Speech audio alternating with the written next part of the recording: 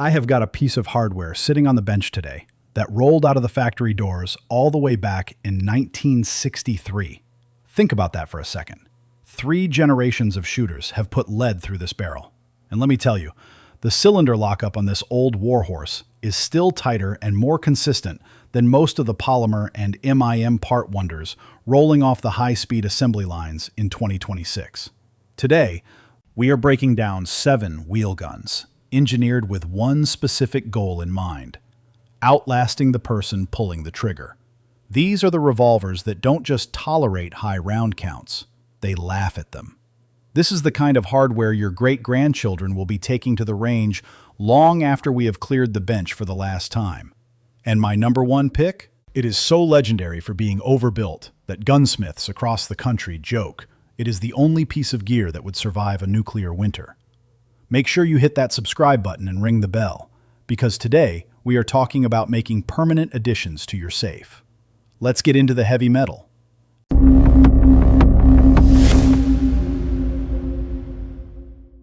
Number 7. The Ruger Redhawk. Kicking things off at number 7 is the Ruger Redhawk. Now, back in 1979, the engineers over at Ruger got a very specific set of marching orders. Management told them to design a .44 Magnum revolver that could eat the hottest, nastiest handloads on the planet all day long and never, ever break. The answer was the Redhawk. This gun is so aggressively over-engineered that ammunition manufacturers actually had to go back and rewrite their warning labels. Just take a look at those cylinder walls. They are 40% thicker than the original industry specifications called for. The top strap on this frame is beefier than what you will find on most bolt-action rifle receivers. Ruger used a unique single-spring mechanism here that spreads the recoil stress across the entire steel frame, rather than focusing it on a single point. This is not just a strong gun, it is apocalypse-proof. You have got Alaskan guides out in the bush carrying Redhawks loaded with 340-grain hard-cast lead. We are talking about hand loaders pushing these things to pressures that would turn other guns into hand grenades. And yet, after 100,000 rounds of pure, unadulterated abuse, the timing is still dead on. Ruger didn't just build a .44 Magnum here. They built a portable artillery piece. Market check. 5.5-inch .44 Magnum, 900 to 1050 new. 7.5-inch Hunter model, 950 to 1100. Super Redhawk versions in .454 Casull, 1,000 to 1,200 bucks. Number 6. The Smith Wesson Model 19. At number 6, we have the legendary Smith Wesson Model 19. You cannot talk about this gun without mentioning Bill Jordan. He was a legendary Border Patrol gunfighter who walked into the Smith & Wesson offices with a mission.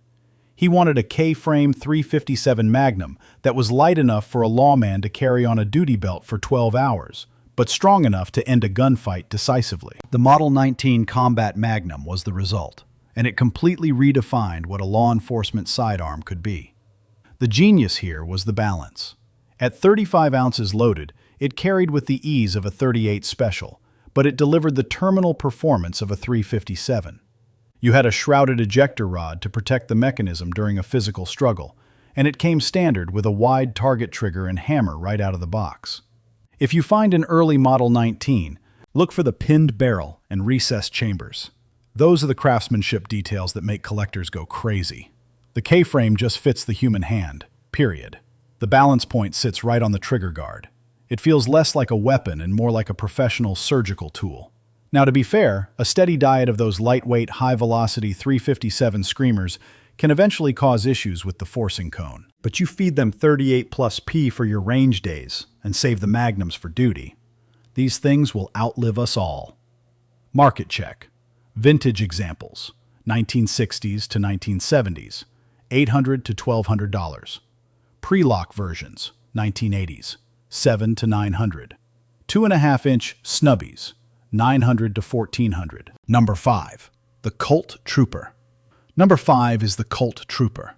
While the rest of the world was obsessing over the Python, the smart guys in the room were buying Troopers. This was the blue-collar working man's Colt. It shared that legendary Python DNA and accuracy, but it came in at about half the price point. From 1953 through the 80s, the Trooper evolved through several iterations.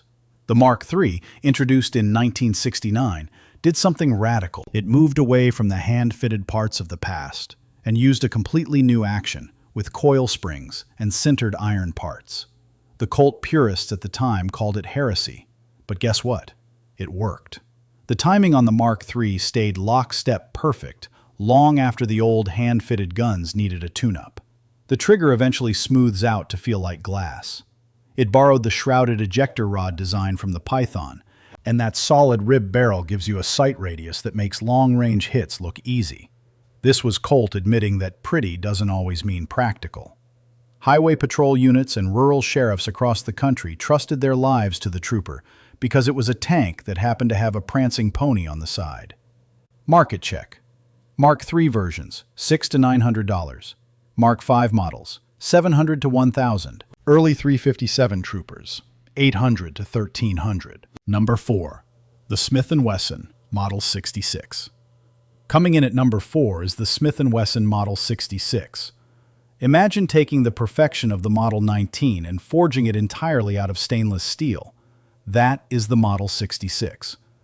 When this gun hit the scene in 1970, it basically made blued steel obsolete for professional duty use overnight. Stainless steel wasn't just a style choice, it was about survival. Rain, sweat, salt air, and general neglect. The 66 didn't care. Marine units and police departments in humid tropical climates demanded these. If you have ever seen a blued revolver rust shut inside a leather holster, you know exactly why this gun was a revolution. Every internal part is either stainless or specially treated. The springs don't weaken from corrosion, and the forcing cone handles flame cutting better than carbon steel ever could. The Coast Guard issued them. Alaskan guides swore by them. When your life depends on a click turning into a bang after being exposed to salt spray for months, stainless isn't a luxury, it is a requirement. Market check. Standard 4-inch, $750 to $900. 2.5-inch combat snubby, $850 to $1,100. Performance Center tuned models, $1,000 to $1,300. Number 3.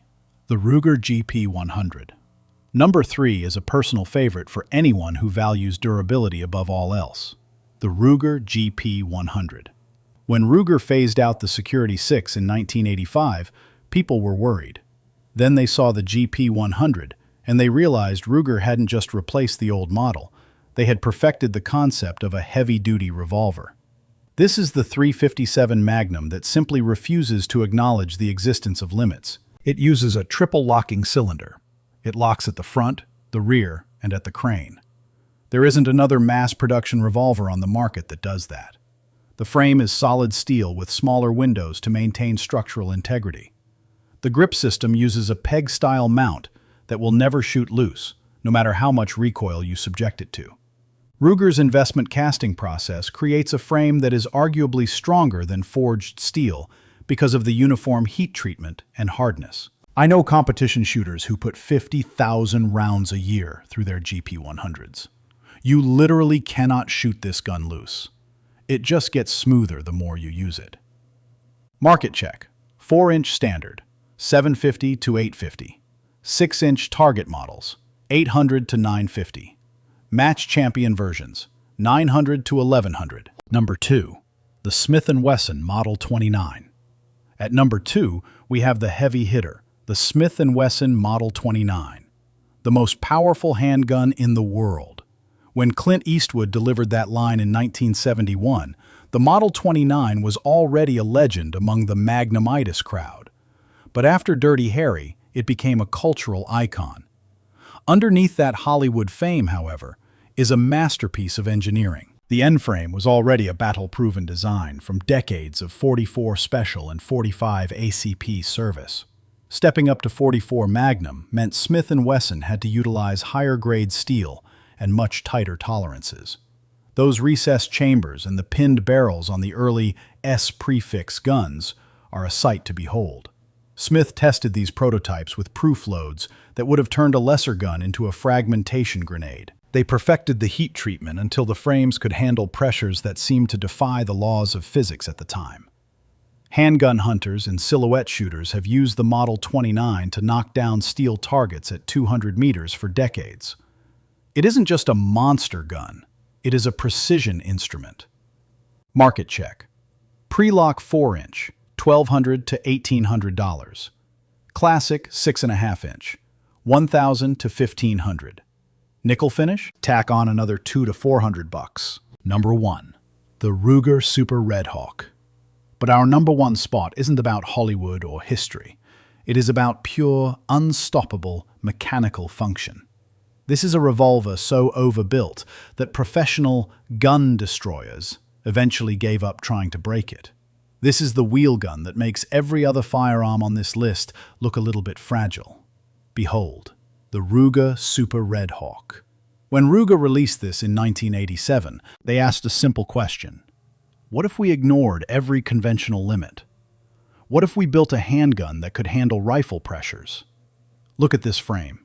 It extends out past the cylinder, creating a massive amount of steel to house the barrel and providing integral scope mounts machined right out of the solid block.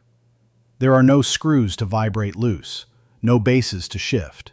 The frame is the mount. The Super Redhawk uses dual springs that cannot bind, and the crane is thicker than the barrels on some smaller revolvers. Here is the absolute truth. Professional ammunition manufacturers use the Super Redhawk for their proof load testing. Why? Because they literally cannot blow them up. Loads that would crack an end frame or detonate a budget revolver just make the Super Redhawk yawn. The 454 Casull version generates 65,000 psi.